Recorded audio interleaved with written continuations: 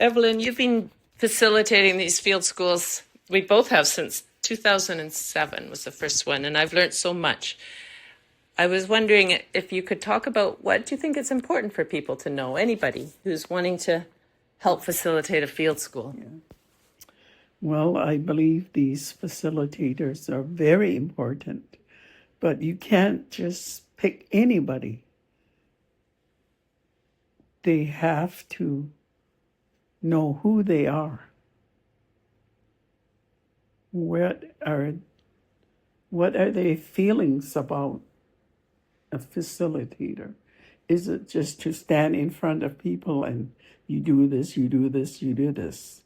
Or does it come from their inner self, thinking about who they are? I'm going to give you an example of myself. When I first started questioning the teachings of nurses, counselors, I knew I didn't know enough.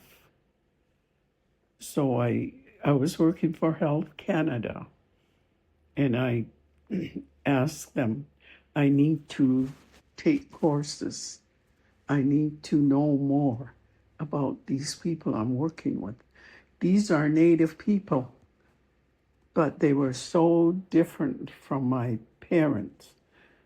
These people didn't know how to look after themselves, how to be prepared for emergencies, how to look after their children, never prepared for emergencies like a Band-Aid,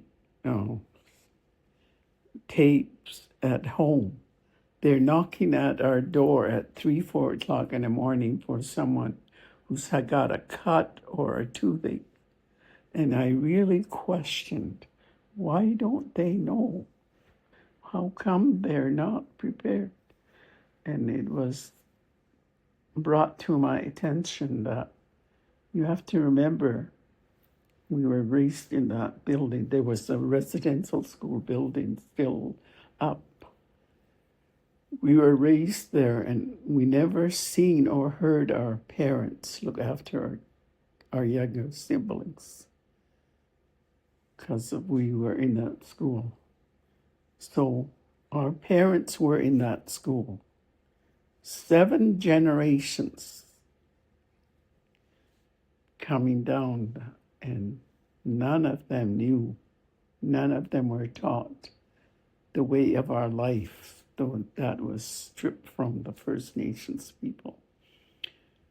And I began to say to my boss, I need more. I need to understand these people more. So I went to a 25-day course, and which nursing doesn't get. 10 days was just basic counseling, learning about the addicts and why they've turned to addictions. That's the first 10 days. Then the next 10 days was advanced counseling. We get more into it now. And I'm thankful I did those, because not in nursing, you don't get it. And the last 5 days was personal growth. That was the key to me, how to understand these people. Because I had pain around the residential school, which I denied. I always said, I am good. I was not sexually or physically abused. But during that 5 days, I learned I was abused. For they took me out of the safe haven of my mother, father, my family. Was taught that talking my language was wrong. Talking to God our way instead of their way was sin. And if we didn't do what God wanted us to do, we were going to burn in hell. Those were what we were taught. And all the things that was taken away our family, our food, our language, our culture. I was abused, and I learned that in that 5 days. And all of us that were present at that 5 days, all we did was cry, letting go of our pain, learned how to replace it with love and forgiveness. And I am very, very thankful I did that, because I learned to understand the people.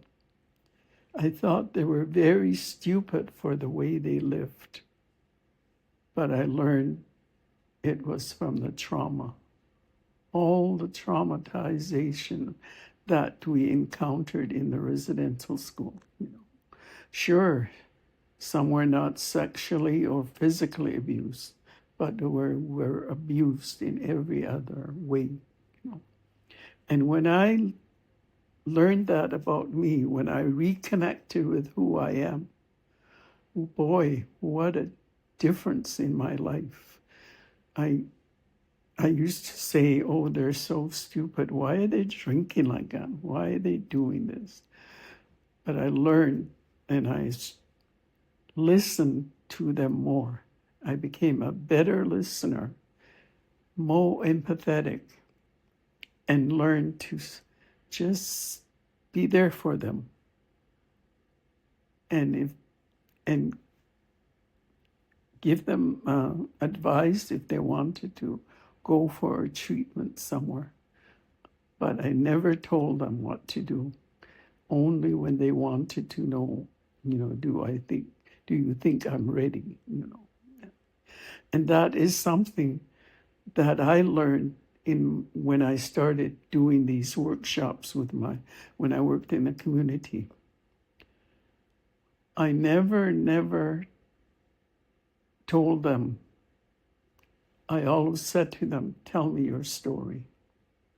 That's how I put it. I never said, I'd like to hear your story. I just said, tell me your story if you want to. What happened to you? And then I would listen. I would be there for them. And I am glad that I did that person growth, because I became a better nurse, better listener. I had more relationships with them. And I said to one man, boy, that old man's nice and friendly. Gee, he talked a lot to me. And this other man said, you know what, Evelyn? He said the same about you. He said you changed. So you see a difference in your own attitude. It will reflect on your clients. So that's why I think when we pick facilitators, that we know where they are at with their healing. Because I've heard people get up and preach at us, tell us what to do.